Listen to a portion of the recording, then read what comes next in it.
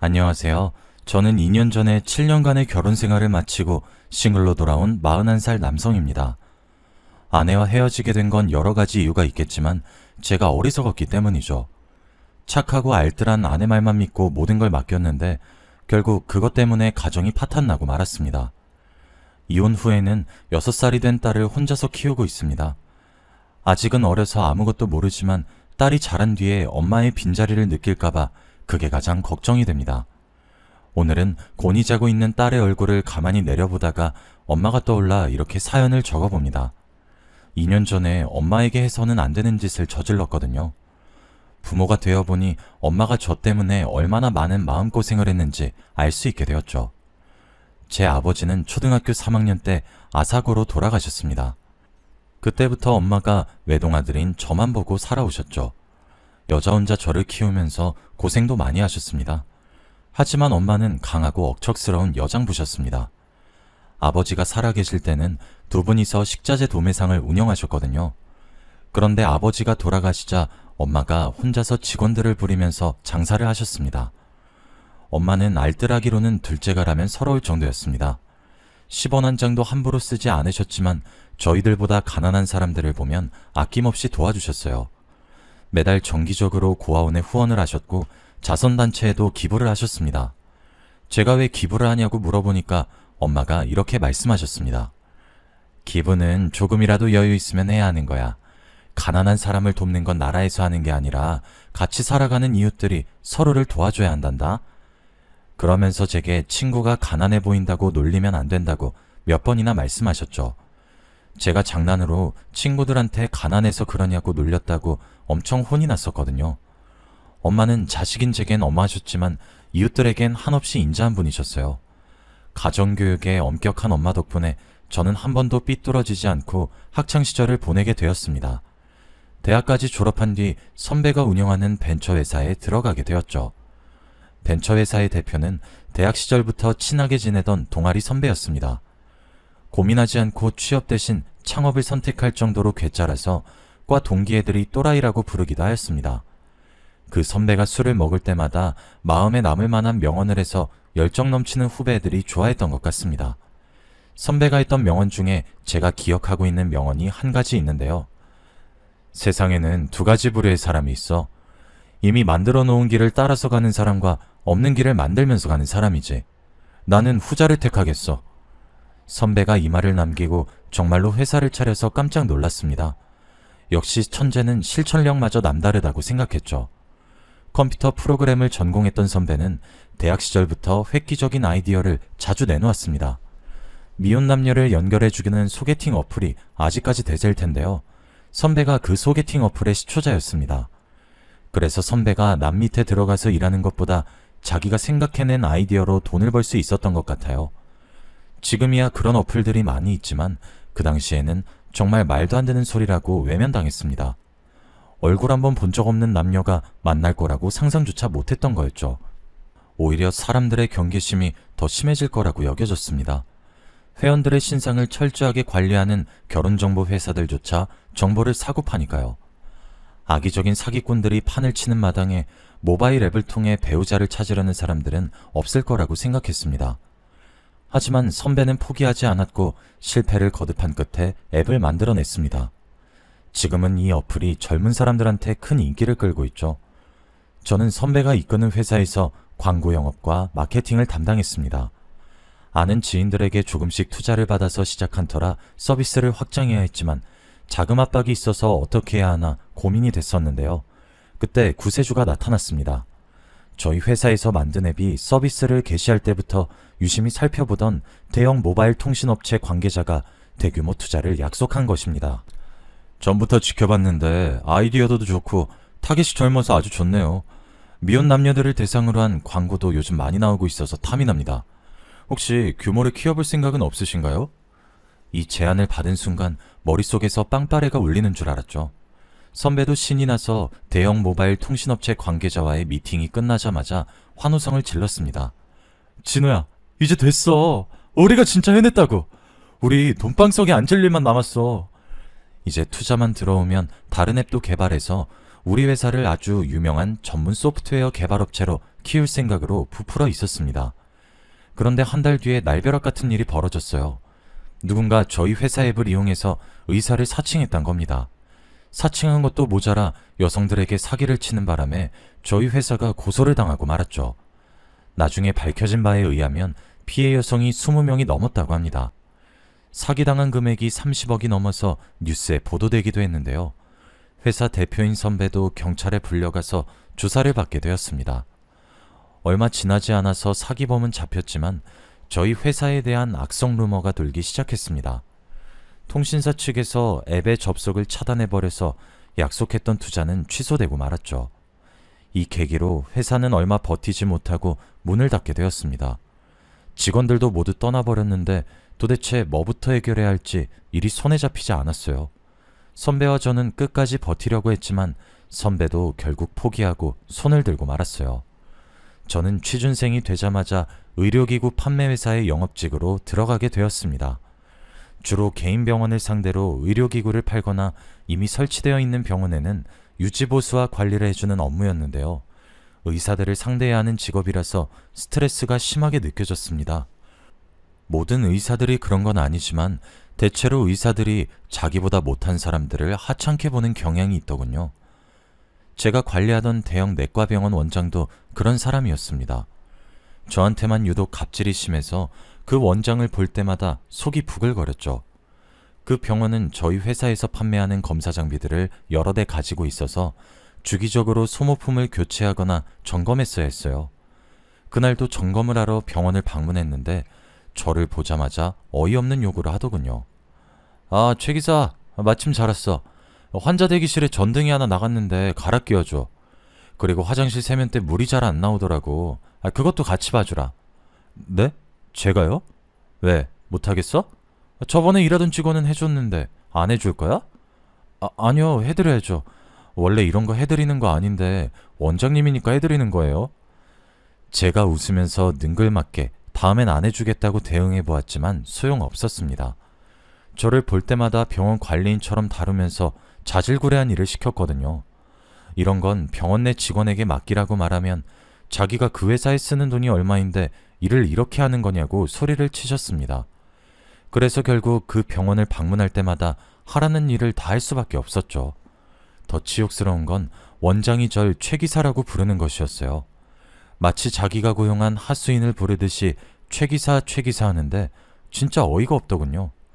최기사가 아니라 최과장이라고 고쳐 말해주어도 끝까지 저를 수리공처럼 대했어요. 제가 듣기론 이 원장이 3층짜리 병원 건물을 자기 소유로 가지고 있다고 들었거든요. 그런데 구두쇠라서 병원 관리인도 두지 않고 청소부도 파트타임으로 두고 있다고 하더라고요. 원장은 정말 꼴도 보기 싫었지만 간호사들은 모두 천사 같았습니다. 제가 힘들어하는 걸 알고 은근히 위로해 주더라고요. 병원 안에서 무언가를 고치고 있으면 비타민 음료나 커피를 챙겨주었습니다. 그러다가 눈이 맞은 간호사가 한 명이었는데 이름이 최서영이었습니다. 서영 씨한테 원장에게 3층짜리 병원 건물이 있고 의사 중에서 제일 구두쇠라는 말을 전해 들었거든요. 원장 몰래 서영 씨랑 뒷담을 하면서 많이 친해졌던 것 같습니다. 그날도 서영 씨랑 커피를 마시면서 뒷담을 하고 있었는데요. 저희 원장님 성격이 놀부 같아서 많이 힘드시죠? 그런 사람 많이 만나봐서 괜찮아요. 돈 있고 성공한 사람들은 원래 그런 법이죠. 성공은 무슨, 뼈 빠지게 공부해서 의사 되면 뭐해요. 돈은 쌓아뒀다가 죽을 때까지 가지고 갈 모양인가 봐요. 이번 달부터 저희들한테 화장실 청소까지 시켰다니까요. 글쎄, 청소부한테 돈 쓰는 게 너무 아깝대요. 원장 뒷담으로 가까워져서 그런 걸까요?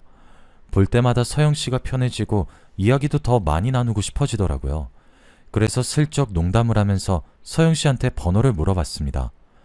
서영 씨, 이러다 저도 잘리는 거 아니에요? 청소부도 자르는 마당에 저한테 주는 돈도 아깝다고 서영 씨한테 의료기구 점검 맡길까봐 걱정되는데 잘리기 전에 서영 씨 번호 좀 받아볼 수 있을까요? 당연하죠. 저 과장님도 잘리면 이 병원 그만둘 거예요. 월급도 너무 짜게 줘서 더 다닐 이유도 없거든요. 서영 씨가 제 농담에 까르륵 웃으면서 번호를 주더라고요. 앞으로 서영 씨랑 연락할 생각에 너무 기뻤죠. 저는 그 뒤로 서영 씨랑 문자를 나누면서 서영 씨가 주말이면 배드민턴 동호회에 나간다는 사실을 알게 되었습니다. 그래서 저도 배드민턴을 좋아한다면서 동호회에 나가게 되었죠. 하지만 저는 어릴 때나 배드민턴을 쳐봤지 나이 먹어서 배드민턴 라켓을 잡아본 적이 없었습니다. 당연히 동호회에 들어가서 초보 실력을 그대로 드러내고 말았죠. 그 모습을 지켜보던 서영 씨도 제 마음을 눈치챘는지 장난스럽게 물어보았습니다. 솔직하게 말해봐요. 배드민턴이 좋아서 왔어요? 제가 좋아서 따라온 거예요? 들켰네요. 서영 씨랑 더 친해지고 싶어서 따라 들어왔거든요. 너무 많이 티났나 보네요. 제가 어색하게 웃어넘기니까 서영 씨가 제게 배드민턴을 가르쳐 주겠다고 나섰습니다. 다른 사람들이랑 배드민턴 칠 때에는 뭐 이런 따분한 운동이 다 있나 했는데 좋아하는 여성이랑 운동하니까 그렇게 신날 수가 없었습니다. 그 뒤로 따로 만나서 연습하고 같이 밥을 먹고 차를 마시다 보니 자연스럽게 데이트 코스를 밟게 되었습니다. 그렇게 2달 정도 썸을 탄 끝에 정식으로 연애를 시작하게 되었죠. 서영 씨랑 사귀던 와중 새로 나온 장비를 원장에게 팔려고 병원으로 가져왔습니다. 역시나 제 예상대로 원장이 거만한 표정으로 장비를 소개하는 저를 쳐다보고 있더군요. 그 눈길을 꿋꿋이 참아내고 정중하게 장비에 대해 설명해냈습니다. 원장님, 이번에 새로 출시된 혈액검사 장비입니다. 지금 갖고 계시는 건 너무 구형이라 새로 바꾸셔야 하는데 이번에 바꾸시면 잘해드리겠습니다. 어떻게 잘해줄 건데? 우선 소모품 같은 건 전부 무상으로 제공해드릴 거고요. 대금 결제도 특별히 장기 할부로 해드리겠습니다. 뭐? 장기 할부? 어이, 최 기사, 장사 하루 이틀 해? 그런 거 말고 비즈니스적인 관점에서 뭔가 나한테 돌아오는 게 있어야지. 네? 그럼 뭘 해드릴까요? 원장은 자기 의대 선후배들에게 업체를 홍보해 줄 테니 대가를 달라고 하더군요. 그런데 원장의 요구는 제가 결정할 수준이 아니었습니다. 생각보다 너무 많은 금액을 요구했거든요. 금액을 듣고 당황했지만 최대한 웃으면서 예의 바르게 거절했습니다. 네? 아이고 원장님, 그 금액은 좀 아닙니다. 다시 한 번만 생각해 주시면 안 될까요? 뭐? 투자라고 생각하고 바로 해줘야지. 바로 안 된다고 해? 이 정도도 못 해줄 거면 나가. 네가 멍청하니까 맨날 남들한테 굽신거리면서 사는 거야. 알겠어? 비즈니스맨은 거절도 못하나 봅니다. 원장은 저한테 거절당하자마자 인격적인 모욕을 주었습니다. 게다가 서영 씨 앞에서 그 꼴을 당했으니 너무 기분이 안 좋았죠. 제가 터덜터덜 힘없이 회사로 돌아가니 몇 분 뒤에 부장이 저를 부르더군요. 최 과장, 땡땡병원 원장이랑 무슨 일 있었나? 최 과장 말고 다른 사람을 보내달라고 하네? 네? 담당을 바꿔달라고 하셨다고요? 원장은 금전적인 요구를 들어줄 만한 담당이 오길 바랬나 봅니다. 자존심이 상하는 일이었지만 한편으론 잘된 일이라고 생각했죠. 서영 씨 앞에서 원장한테 무시당할 일은 없을 테니까요. 원장의 요구대로 제 담당 구역이 바뀌었습니다. 제 구역에 원장이 없어지면 마음이 한결 편해지더군요. 원장에게 쏟을 에너지를 서영 씨에게 쏟을 수 있어서 좋았습니다. 그렇게 서영 씨와 1년 정도 연애를 하다가 부모님께 서영 씨를 소개하는 자리를 가졌습니다. 저희 엄마가 관상에 관심이 많이 있어서 오목조목 따져보시는 걸 좋아하셨거든요. 서영 씨를 진지하게 만나고 있어서 엄마가 어떻게 보실까 기대가 됐습니다. 다행히 엄마가 서영 씨를 보자마자 마음에 들어 하시더라고요. 눈매가 아주 선하고 착해 보이는구나. 관상만 좋은 게 아니라 윗사람을 대하는 태도나 말투도 예의가 있고 가정교육을 제대로 받은 것 같아서 마음에 든다. 엄마가 좋은 사람인 것 같다고 칭찬하니까 저도 괜히 기분이 좋아졌습니다. 서영 씨와는 한 달 뒤에 결혼식을 올리기로 하고 결혼식 준비를 하고 있을 때였어요. 결혼식을 보름 앞두고 있는데 제가 대전지사로 발령이 나버리고 말았습니다. 하지만 이미 엄마가 마련해 놓은 아파트가 있었습니다. 저 혼자 대전으로 가기에는 제 아내가 된 서영 씨한테 미안했죠. 우리 아내를 두고 주말 부부로 지낼 수 없어서 대전에서 출퇴근하기로 결정했습니다. 하지만 아내는 결혼 후에 시댁살이를 자청했어요. 아니야, 우리 굳이 여기 살 필요 없잖아. 우리 신혼집은 전세로 돌리고 그 돈으로 대전에서 방 얻어서 지내. 대전에서 매일 출퇴근은 무리잖아. 나는 시댁으로 들어가서 어머님이랑 살게. 응? 정말로 시댁살이를 하겠다고? 당신 눈치 보일 텐데. 왜 눈치가 보여? 어머님이 나한테 뭐라고 한 적도 없는걸? 어머님 처음 만났을 때부터 친정엄마처럼 편했어. 어머님이라면 같이 살아도 좋을 것 같아. 당신이 그런 말 할 줄 몰랐는데 고마워. 대전 가서도 여유 있을 때마다 꼭 올라올게. 응, 여보. 나도 시간 날 때마다 내려가서 당신 보러 갈게. 안 그래도 우리 엄마 몸도 안 좋아서 걱정이었는데 고마워. 우리 엄마 케어해주느라 힘들 텐데 무리해서 안 내려와도 돼. 아내가 웃으면서 너무 걱정하지 말라고 하는데 눈물이 나올 것 같더군요. 대전으로 내려가면 아내보다 혼자 있는 엄마가 걱정이긴 했습니다. 그런데 아내가 자처해서 시댁에 들어오겠다고 하니 너무 고마운 일이었죠. 요즘 여자들은 시어머니의 시자만 들어도 경기를 한다는데 남편도 없이 시어머니를 모시고 같이 살겠다는 아내가 천사같이 느껴졌습니다. 게다가 아내는 엄마의 기분을 잘 맞춰주면서 며느리 노릇을 톡톡히 해냈습니다. 제가 주말마다 올라오면 엄마가 입에 침이 마르도록 아내 칭찬을 늘어놓았거든요. 아유, 잘 왔다. 내가 어제는 드라마 보다가 드라이브 가고 싶다고 말하니까 갑자기 차 끌고 인천 앞바다라도 보러 가자고 하는 거 있지? 나도 성격이 깐깐한 편인데 새 애기는 뭐 하나 내 눈밖에 나는 게 없더라. 음식도 잘하고 눈치도 빠르고 집안일도 완벽하게 잘 해내는데 진짜 내 딸이었으면 좋겠더라. 그 말을 듣는데 가슴이 찡해 오더군요. 아내는 결혼 후에 병원을 그만두고 엄마가 운영하는 식자재 도매상일을 거들고 있었습니다. 제가 병원을 그만두지 않아도 된다고 해도 엄마를 돕고 싶다고 했거든요. 말만 번지르르하게 잘하는 것이 아니라 가게 일을 하면서도 집안일도 빈틈없이 해서 엄마 마음에 쏙 들었던 겁니다. 연애할 때부터 아내가 착한 건 알고 있었지만 까탈스러운 성격의 엄마까지 완전히 사로잡게 될 줄은 몰랐습니다. 하긴 그 내과병원 원장하고 3년 넘게 일한 여자였으니까요. 당연히 야무지고 똑똑할 수밖에 없겠죠. 그렇게 엄마와 아내가 고부 갈등 없이 모녀 사이처럼 잘 지내니까 마음이 놓였습니다. 저는 아무 걱정 없이 일하는 데에만 신경 쓸 수 있었죠. 그러다 2년 뒤에 아내가 아이를 가지자 엄마의 며느리 사랑은 하늘을 찌를 정도가 되었습니다. 얘야, 이제부터 너는 아무것도 하지 말고 편하게 쉬면서 태교만 하거라. 네가 건강하고 마음 편해야 순산하는 법이다. 어머님, 저는 괜찮아요. 병원에서도 들어 누워있는 것보다 적당히 몸을 움직이는 게 훨씬 좋다고 했어요. 아니다. 이제부터 가게에 나오지 마라. 집안일도 가사도우미 부를 테니까 넌 가만히 있어. 아이, 정말 괜찮은데? 엄마는 눈에 넣어도 아프지 않을 아내를 위해서 지극정성을 다하셨어요. 그 덕분인지 아내는 예쁜 딸을 낳게 되었습니다.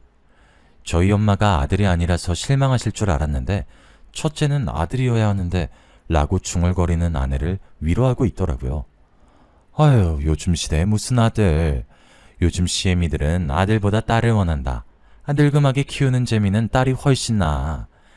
그래도 아들 낳으면 어머니께서 더 마음 놓으셨을 텐데 아쉬워요. 아들이었음 의지가 많이 되셨을 거 아니에요. 아니다. 난 너만 건강하면 됐다. 아예야, 또 낳으면 되는 것이야. 엄마는 손녀를 낳아준 아내의 손을 잡고 눈물까지 글썽이셨어요. 그런데 아내를 보물처럼 아끼던 엄마가 달라지기 시작했습니다. 평소처럼 금요일 저녁에 아내와 엄마가 있을 집으로 올라왔는데요. 안방에서 아내 우는 소리가 들리길래 안방으로 가보았습니다. 그런데 그곳에서 엄마가 아내를 죽일 듯이 노려보고 있었습니다. 아내는 돼역죄인처럼 무릎을 꿇고 고개를 숙이고 있었죠. 제 예상대로 울고 있는 사람은 제 아내였습니다. 어머님, 정말 잘못했어요. 한 번만 용서해 주세요. 용서? 네가 용서받을 수 있을 것 같아? 네가 양심이 있긴 하니? 엄마가 너무 차갑게 말하길래 우선 엄마와 아내를 떼어놓았습니다. 그리고 엄마에게 무슨 일이냐고 물어보았죠. 엄마, 도대체 무슨 일이야? 서영이가 무슨 짓 저질렀어? 넌 알 필요 없어. 엄마가 싸늘한 표정으로 안방에서 나가버리길래 이번엔 아내를 붙잡고 물어보았습니다. 한참을 울다가 겨우 울음을 그친 아내는 어이없는 말을 꺼내더군요. 어머님이 얼마 전부터 이상하게 화를 내셔. 내가 외출했다가 돌아오면 뭐 하다가 이제 들어왔냐고 캐물으시는데 나도 왜 그러는지 모르겠어. 오늘도 친구들이랑 약속이 있어서 잠깐만 나갔다 온 건데 갑자기 화내시는 거야. 아내가 오랜만에 친구들을 만나서 수다를 떨다가 술을 마시게 되었다고 합니다. 진짜 맥주 한두 잔만 마시고 노래방에도 갔다가 집으로 돌아온 건데 엄마가 대뜸 소리부터 지르셨다고 하더군요.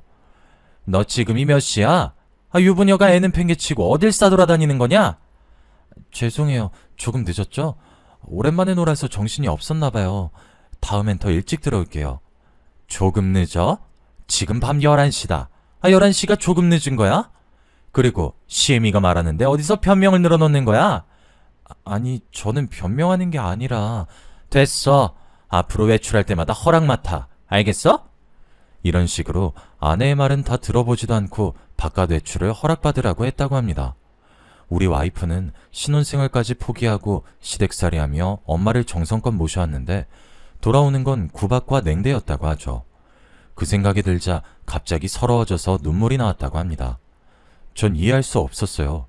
제가 아는 엄마는 아내가 친구들이랑 술을 마시고 늦게 들어왔다고 며느리를 모질게 대할 뿐이 아니었거든요. 그래서 다음날 엄마에게 물어보았습니다. 엄마, 어제 설마 집에 늦게 들어와서 그렇게 혼낸 거야? 유부녀는 집에서 애만 봐야 하는 건 아니잖아. 어쩌다 한 번씩 친구들 만나서 술도 마실 수 있는 건데 왜 그랬어? 아무것도 모르면 넌 가만히 있어. 내가 모르는 게 뭔데? 숨기지 말고 말해줘봐. 넌 몰라도 되는 일이라고. 내가 알아서 할 테니까 신경 쓰지 마. 아내 역시 똑같은 말을 했습니다. 그렇지만 신경을 안 쓸 수가 없었죠. 집안 분위기는 그야말로 시베리아 벌판처럼 싸늘해져 있었거든요. 예전이랑 다르게 엄마와 아내가 한마디도 하지 않았고 엄마가 아내를 쳐다보는 눈빛이 너무 무서웠습니다. 아내를 딸같이 생각하며 늘 미소 짓던 때가 생각나지 않을 정도로 엄마가 아내를 볼 때마다 얼굴을 찡그렸고 조금만 잘못해도 소리를 지르셨습니다. 저는 둘 사이에 끼어서 이유도 모르고 미칠 지경이었죠. 그런데 몇 달 뒤에 뜻밖의 일이 생겼습니다. 엄마 위에서 종양이 발견됐다는 것이었어요. 조직검사 결과 악성 종양이라 그냥 놔두면 암으로 변할 수 있다고 위의 일부를 잘라내야 했습니다. 얼른 휴가를 내고 엄마와 같이 병원에 가보니 의사 선생님도 이를 발견한 게 천만다행이라고 하셨죠. 조기에 발견해서 다행입니다. 위를 조금 잘라내긴 해야 하지만 나중에 생활하시는 데에 큰 불편함은 없으실 거예요. 엄마랑 저는 위를 얼만큼 잘라내야 되냐, 잘라내도 잘 먹을 수 있냐, 별 걱정을 다 했지만 의사는 웃으면서 안심하라고 했습니다. 다행히 수술이 잘 끝났고 엄마는 한 달에 한 번씩 병원을 다니는 것 외에는 큰 움직임이 있어서는 안 됐습니다. 그래서 운영하던 도매상도 믿을 만한 지인에게 맡겨버렸죠. 수술을 하고 회복 중인 환자여서 그런지 엄마는 전보다 아내에게 신경질적으로 대했습니다. 사소한 일에도 화를 내는 건 기본이었고 쌍욕을 하는 일도 빈번했습니다. 그때마다 아내가 고개를 숙이고 눈물을 흘리자 보다 못한 제가 나서서 엄마에게 따지게 되었습니다. 엄마, 왜 자꾸 그러는데? 왜 며느리 못 잡아먹어서 안달이냐고. 전혀는 욕먹어도 싸. 그리고 넌 가만히 있으라니까. 넌 아무것도 모르면서 왜 제 편 드는 거니? 엄마가 이번에도 아내를 몰아세우면서 왜 그러는지 이유는 말해주지 않았습니다. 엄마와 아내의 사이는 벌어질 대로 벌어졌는데 그 이유를 알려주지 않으니 가슴만 답답해졌죠. 하지만 저도 그 이유를 알게 되었습니다. 제가 엄마의 비밀을 알게 된 날은 엄마의 생신날이었습니다. 아내가 엄마를 위해서 미역국을 끓이고 상다리가 부러질 정도로 거하게 생신상을 차린 날이었죠. 아내가 엄마를 상석에 앉힌 뒤 수저까지 예쁘게 세팅해주며 말하였습니다. 어머님, 차린 건 없지만 많이 드시고 어서 건강 회복하세요. 엄마 표정이 안 좋길래 제가 엄마보다 더 좋아하면서 아내의 상차림을 칭찬하기 시작했습니다. 이야, 당신 이 많은 걸 언제 준비했어? 정말 수고했어. 우리 서영이가 엄마 위해서 만든 거래. 한번 먹어봐. 당연히 엄마도 아내의 정성에 감격하거나 그동안 폭력적으로 군 걸 미안해할 줄 알았는데 안 그러더군요. 화를 참느라 거칠게 숨을 내쉬더니 갑자기 아내에게 밥그릇을 집어던지셨습니다. 이런 발칙한 것! 이젠 하다하다 나를 죽이려고 드는 거냐? 이 처죽일년아! 엄마는 소리를 지르면서 아내 머리채를 잡길래 서둘러 엄마 손을 떼어놓았습니다. 엄마, 왜 그래? 서영이 다쳐! 제가 아내를 감싸자 엄마가 생신상을 엎어버리면서 욕을 내뱉기 시작했습니다. 꼴도 보기 싫으니까 당장 나가! 아내에게 고함을 지르는 엄마는 제정신이 아닌 사람 같았습니다. 처음 보는 엄마의 모습에 겁이 나고 무서웠죠. 그래서 엄마가 잠잠해질 때까지 기다렸다가 아내와 함께 난장판이 된 집안을 치웠습니다. 바닥에 널브러진 음식을 줍다가 아내가 갑자기 눈물을 터뜨리며 제게 고백했죠. 여보, 나 더 이상 못 버티겠어. 뭐? 갑자기 무슨 소리야? 그동안 무슨 일 있었어? 그동안 당신한텐 숨기고 있었는데 이젠 말해야 되겠어. 아무래도 어머님이 치매인 것 같아. 당신도 봐서 알겠지만 작년부터 너무 달라지셨어. 아내의 말에 하늘이 무너지는 것 같은 절망감을 느꼈습니다. 누가 봐도 엄마의 행동이 이상해 보였지만 치매라고는 생각하지 못했습니다. 그런데 왜 숨겼어? 여자들 간의 문제라며. 어머님이랑 병원 가서 검사해봤거든. 그런데 치매라고 하는데 끝까지 거부하시더라고. 의사가 돌팔이 같다면서 당신한테 말하면 혀 깨물고 죽어버리겠다고 하는데 어떡해. 제가 집에 없을 때 엄마의 증상이 더 심해져서 고민이었다고 합니다. 엄마도 숨기고 싶어하고 어차피 말해봤자 요양원에 보내는 방법밖에 없어서 말하고 싶지 않았다고 하네요. 결국 아내도 지쳤는지 치매 클리닉에 보내보자고 하였습니다. 지금 당장 입원시키자는 거 아니야. 어머니가 어떤 상태인지 알아야 할 것 같아서. 나도 정말 이런 말 하고 싶지 않았는데 너무 힘들어서 버티기 힘들었어. 알았어 여보, 울지 마. 내가 봐도 엄마가 이상해진 것 같아. 당신 말대로 한번 해보자. 당연히 저는 엄마에게 치매 검사를 해보자고 요구했죠. 엄마는 둘이서 속닥거리더니 도대체 무슨 말을 한 거냐며 펄쩍 뛰며 치매가 아니라고 주장했습니다. 뭐? 치매? 그년이 시킨 거지? 나를 치매 걸린 노인으로 몰아세워서 가둬버리려고 수작 부리는 거 다 알아. 못 가. 난 절대 그런데 못 간다고. 엄마, 제발 이러지 마. 엄마가 치매가 아니라면 갑자기 화내고 이런 이유를 말해줘야 할 거 아니야. 며느리가 왜 싫은데? 왜 나쁜데? 그게 진호야. 아니, 네가 전현한테 속고 있는 거야. 전현이 글쎄. 엄마가 무언가 말씀하시려던 순간이었어요. 그때 갑자기 우당탕 쓰러지는 소리가 들리길래 서둘러 거실로 나가보았습니다. 아내가 그동안 쌓인 스트레스 때문인지 쓰러져 있더라고요. 쓰러지면서 서랍을 밀쳐내서 물건이 떨어지고 액자가 깨져 있었습니다. 여보, 괜찮아? 지금 왜 이러는데? 제가 얼른 아내를 흔들어 깨워보았지만 일어나지 못했습니다. 그래서 얼른 119에 전화를 걸었죠. 그런데 엄마는 쓰러진 아내에게 엄살이다, 연기하는 거다 폭언을 내뱉고 있었습니다. 아내에게 쏟아진 욕짓거리를 듣는 순간 이성의 끈이 뚝 하고 끊어지고 말았죠. 엄마, 그냥 병원 입원해. 엄마가 지금 이런 식으로 행동하면 나 엄마랑 같이 못 살아. 뭐? 진호야, 네가 천연한테 속고 있는 거야. 난 정상이야. 이러지 마. 거기 들어가면 난 죽어.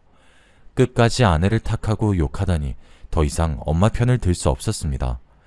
그 길로 구급차에 아내를 태우고 요양원에서 온 구급차에 엄마를 태웠는데요. 엄마는 저를 붙들고 아내가 바람을 펴서 그랬다고 애원했지만 듣지 않았습니다. 저는 요양원 직원들과 같이 엄마를 구급차에 태워버렸죠. 게다가 검사 결과가 나왔단 문자를 보고 병원에 가보니 엄마가 치매라고 했습니다. 치매가 확실한가요? 다시 한번 검사해보는 건 안 되죠? 다시 할 필요도 없습니다. 원래 치매 환자들의 가장 큰 특징이 자기는 절대 치매가 아니라고 하는 거거든요. 그것만 봐도 어머님의 치매 증세가 상당히 진행된 것 같습니다. 담당 의사는 엄마에게 입원이 필요하다면서 입원과 관련된 여러 가지 서류를 보여주었습니다. 저는 그 서류들에 사인을 해주었죠. 그리고 집으로 돌아가 아내와 술 한잔하면서 진지한 대화를 나누었습니다. 여보, 그동안 고생 많았어. 난 그것도 모르고 당신 오해했잖아. 아니야, 돈 버는 당신이 더 힘들지. 우리 어머니니까 당연한 거라고 생각하고 참아왔어. 엄마 증상이 좋아지면 2주 만에 퇴원하기도 한데 만약에 우리 엄마 퇴원하더라도 잘 부탁해. 많이 힘들면 내가 대전 사는 곳으로 엄마 모시던가 할게. 괜찮아. 괜히 사는 환경 바뀌면 어머님한테 더 안 좋을 거야. 당신은 어머님 걱정하지 말고 일만 열심히 해. 여보, 진짜 고마워. 당신이 아니었으면 버티기 진짜 힘들었을 거야. 진짜로 아내 아니었으면 일부터 그만두고 엄마를 돌봤을 겁니다. 좋은 아내를 둬서 다행이었죠. 그래서 저는 아내만 믿고 대전으로 내려와 일을 하고 있었습니다. 그런데 보름 뒤에 엄마에게서 충격적인 문자가 날라왔습니다. 그걸 보는 순간 너무 놀라서 아무 생각도 안 들더군요. 그저 덜덜 떨리는 손으로 엄마에게 전화를 걸 수밖에 없었습니다. 문자 확인했니? 그게 그년의 본 모습이야. 우리 손녀딸 생각해서 이혼할까봐 죽을 때까지 입 다물고 있으려고 했는데 이젠 사실을 밝혀야 되겠다. 안 그러면 내가 그년 손에 죽게 될 테니까. 그 말을 듣자마자 바로 회사에 휴가를 내고 요양원으로 달려갔습니다. 병실에서 만난 엄마는 아주 평온하기 그지없었죠. 표정이며 말투까지 제가 알고 있는 엄마의 모습이 맞았습니다. 제가 멍하니 엄마를 바라보고 있으니 엄마가 앉으라며 옆에 있던 의자를 내어주었습니다. 긴 이야기가 될 테니 우선 앉아봐라. 그날 엄마에게 그동안 무슨 일이 있었는지 모두 듣게 되었습니다. 아내에게는 내연남이 있었던 것이었습니다.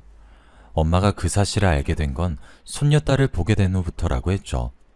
언젠가부터 외출이 잦아지고 남자와 전화통화를 자주 하고 있어서 이상하게 생각하고 있었다고 합니다. 그러던 어느 날 아내가 저녁 준비를 하는 동안 휴대폰으로 온 문자 메시지를 우연히 보게 되었다고 하죠. 남자가 사랑한다고 보낸 메시지를 보고 엄마는 외출한 아내를 몰래 따라 나섰습니다. 그리고 진짜로 아내가 내연남과 만나고 있는 것을 보고 아내를 불러서 추궁했다고 하는데요. 아내가 다른 남자도 아닌 전에 일했던 병원 원장과 내연 관계를 가지고 있었습니다. 그 원장은 저를 최 기자라고 갈구면서 갑질을 하던 놈이었죠. 내가 얼마나 무시당했는지 알고 있었으면서 그런 놈이랑 불륜을 저지르다니. 제가 분노에 휩싸여 입술을 꽉 깨물고 있자 엄마는 아내의 불륜을 제게는 비밀로 하고 덮어주기로 했다는 사실도 이야기해 주었습니다. 아내한테 지금이라도 정신 차리면 용서해 주겠다고 한 거죠. 우리 손녀딸 불쌍해서 가정 깨지는 걸 못 본다. 우리 아들 성격 알지? 네가 바람핀 거 하는 순간 봐주는 거 하나도 없을 거야. 바로 이혼 소송 걸 놈이니까 지금부터 정신 차려. 그럼 진짜 없었던 일로 해주마. 네, 어머님, 정신 차리겠습니다. 다시는 그 사람 만나는 일 없을 거예요. 하지만 아내가 얼마 지나지 않아 그놈을 만나서 이사단이 난 거겠죠. 엄마가 그럴 때마다 아내를 불러서 야단을 쳤다고 합니다. 아내는 혼날 때마다 눈물을 흘렸지만 하는 짓을 보아하니 거짓 눈물인 것 같았습니다. 짜증나게. 재수없게 또 걸렸다니까? 이번 주 못 만날 것 같아. 당분간 조심하자. 엄마의 눈을 피해서 계속 그놈을 만났고 엄마는 모든 걸 알고 있었지만 제 가정만은 지키려고 말하지 못했던 겁니다. 그런데 아내는 정말 해서는 안 되는 짓을 엄마에게 저질렀습니다. 위수술 후 이상하게 상태가 호전되지 않아서 의료진들도 엄마의 건강 상태에 주목을 하고 있었습니다. 그런데 의사는 엄마의 몸 상태를 검사해 보더니 식사 준비를 누가 했는지 물어보더군요. 엄마가 그건 왜 물어보냐고 질문하니 의사가 믿을 수 없는 답변을 내놓았습니다. 혈액 검사 결과 독성분이 나왔어요. 누군가 고의로 환자분 식사에 독을 넣고 있는 것 같습니다.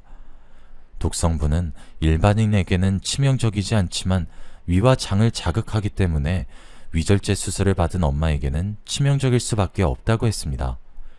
그 순간 엄마는 3년 전에 아내의 권유로 들어놓은 생명보험이 떠올렸다고 해요. 그때 엄마는 아내의 말이라면 뭐든지 믿을 때라서 두말 없이 보험을 들여놓았고 보험금 수령자도 아내로 지정해 놓았다고 합니다. 아내의 불륜이 들통나자 보험금을 노리고 엄마가 암으로 세상을 떠나길 바랐나 봅니다. 엄마는 증거를 찾으려고 아내의 휴대폰을 뒤져보았고 아내가 의사인 내연남이 준 독성분을 엄마의 식사에 넣고 있었던 사실을 알게 되었다고 해요. 그래서 엄마는 아내가 차려준 독이 든 생신상을 엎어버렸던 겁니다. 저는 그런 줄도 모르고 아내 말만 믿고 엄마가 치매 환자라며 요양원에 보내버렸네요. 너무 모자란 놈이라서 그랬다며 울면서 엄마에게 용서를 빌 수밖에 없었습니다. 엄마, 정말 미안해. 내가 너무 어리석었어. 내가 바보같이 아내 말만 믿고. 아니야, 너를 속인 내 잘못이 더 크다. 그냥 이혼하라고 다 말해버릴 걸 그랬어. 그런 쓰레기 같은 년을 뭐하러 용서하려고 했는지. 엄마랑 제가 이런 이야기를 나누고 있는데 때마침 아내가 나타나더군요. 병문 안을 왔다며 도시락을 싸온 모습을 보고 아내의 뺨을 있는 힘껏 후려갈기고 말았죠. 여보, 지금 뭐 하는 짓이야? 왜? 이 도시락에도 독 넣어가지고 왔니?